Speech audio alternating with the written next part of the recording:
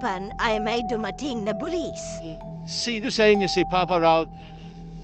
Siya raw ang kumuha ng kambing naman ako. Narinig niya. Ha? Ako po si Papa Raul. Bakit po ba? Anong bakit? Sumama ka sa akin.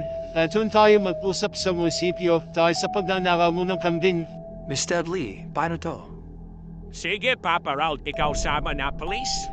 Kala ko ba Mr. Lee atin ang barangay? Oho, atin barangay, wala tayo problema. Pulis, akala ko ba atin ninang pulis? Oho, atin barangay, atin ang hepe police, atin ang mayor, atin din ang gobernador. So, may problema. Ano? Ano problema? Kala ko ba atin ang barangay? Atin ang pulis? Atin ang mayor? Atin ang kapitolyo? Oh, anong maliging problema dun?